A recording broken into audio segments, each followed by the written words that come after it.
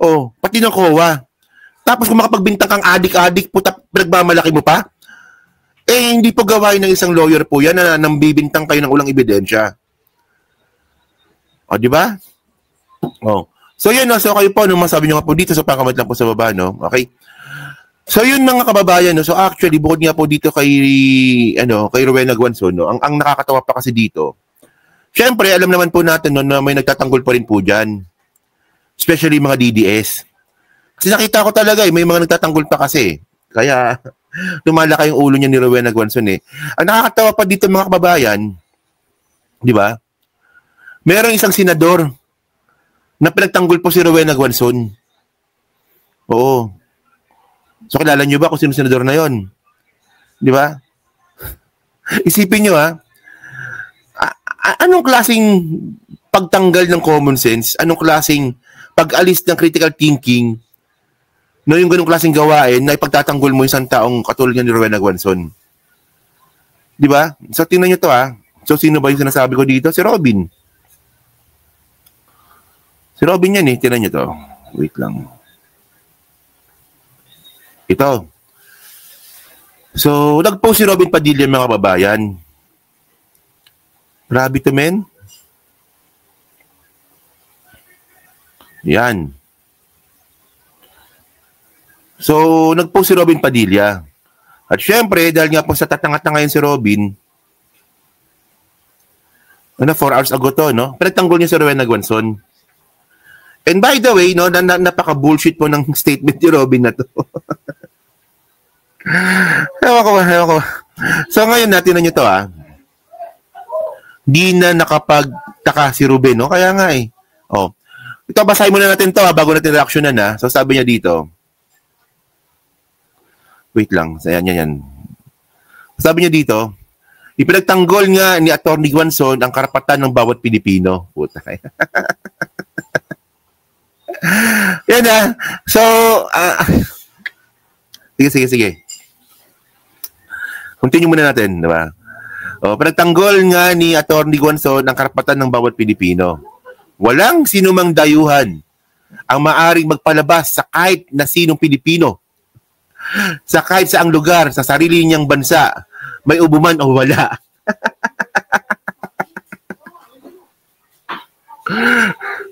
Teka lang, Hindi mo na ako magko-comment. Kasi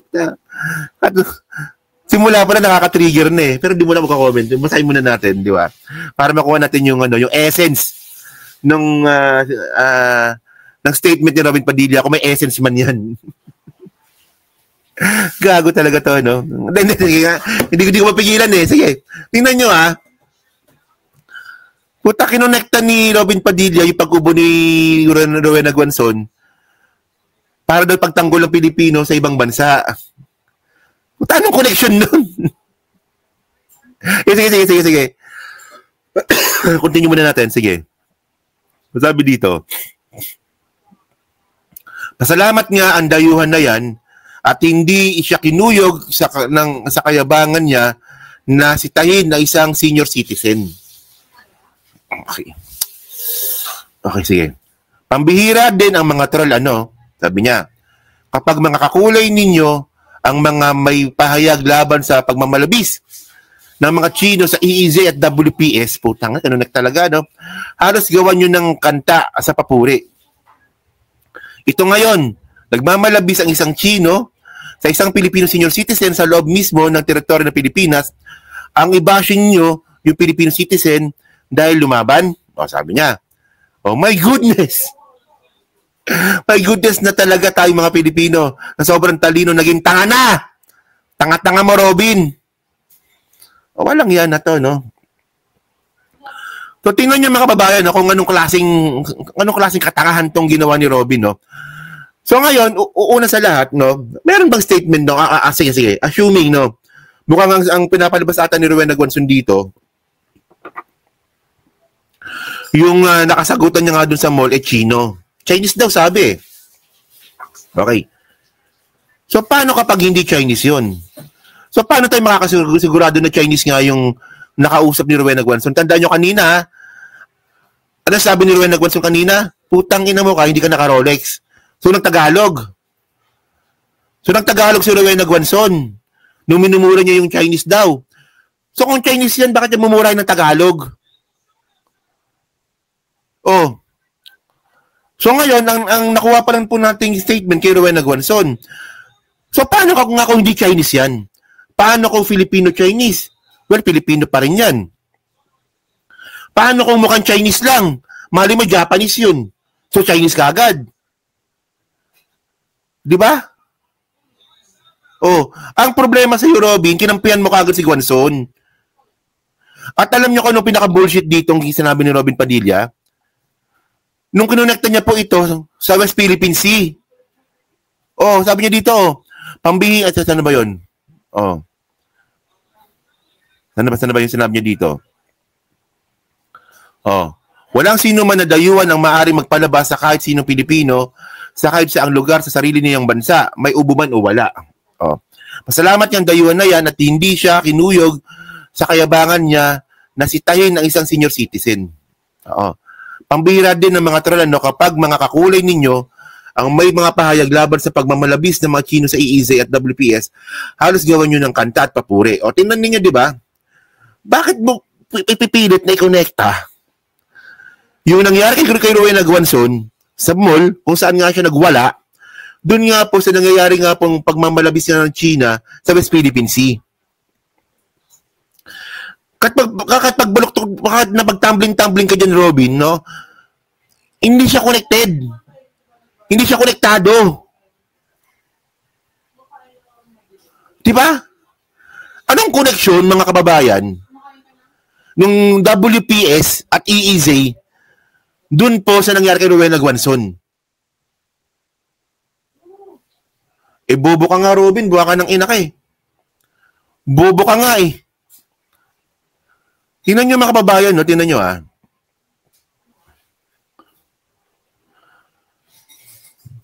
Merong ano yan eh. May nakita ko interview dati si Robin Padilla eh. In-interview niya si Digong. Oo. Pero baka napanood nyo na rin yun, no? In-interview ni Robin Padilla si Digong. Tapos sabi ni Robin Padilla, alam mo, Pangulo, pumunta ako sa West Philippine Sea. Dala ko yung bangka. Bangka lang dala namin. Nilusob namin ang West Philippine Sea. Oh, walang nagawa yung mga Chinese sa amin. Ganun siya. Tapos sabi ni Digong, okay na yan? Next time, mong gagawin yan, ha? Mga Chinese, kaibigan natin. Alam niyo ano ibig ko sabihin dito? Alam po sa loob-loob ni Robin Padilla na talagang hindi maganda po yung ginagawa ng Chinese sa Pilipinas. Alam ni Robin Padilla yan, nilusob niya nga eh. Di ba nilusob niya nga eh? Totoo yun, nilusob ni Robin Padilla po yung West Philippine Sea. Bitbit niya lang po ata, motorboat. Totoo yun. Buti pa nga si Robin ginawa yun, di ba? Si Digong hindi. Yung jet ski niya, wala na lang eh. So, ibig sabihin nun, naniniwala po si Robin Padilla na nagmamalabis po yung China. Pero nung sinabi nga po ni Digong na okay na yan, kaibigan naman natin yung China, bigla siyang nag-iba ng statement. So, ibig sabihin nun, walang paninindigan yung buwakan ng ina na yan. Ito yung example ng mga kababayan ng kulto. Nakuha niyo yung point ko, naniniwala siya na may pagmamalabis po yung China, pero sinabi ni Digong na pabayaan mo na yan, sumunod naman po siya. So, walang paninindigan. Sabihin niya ba naman na, sunugin ba naman siya, Patak Duterte siya, hindi katangahan po yan. Alam mo, gawin mo ito Robin Padilla, no? Ito, tinan niyo ito, oh. Tinan niyo, oh. Yang ano na yan? Oh, puta, tutuwanin mo na yan. Oh. Ano yan, bring him home.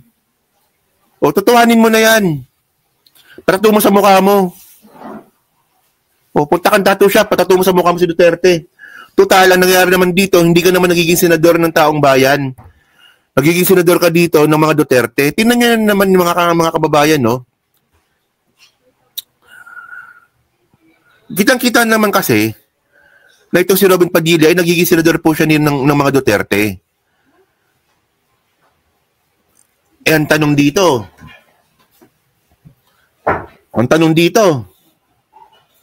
nagpa-drug test ka na ba?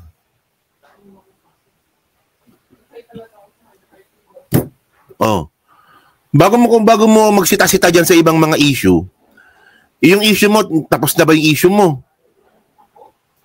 Di ba na yung mga staff niya nahulihan na na nagmamariwana? Ayun ba settled na ba 'yon? Nakapagpa-drug test ka na ba? Ikaw. Nagpa marijuana test ka na ba? Problema sa iyo eh. Hindi ka na nakakatulog, pabigat ka pa eh. Bobo talaga nito, sa totoo lang. Ang bobo niya ni Robin.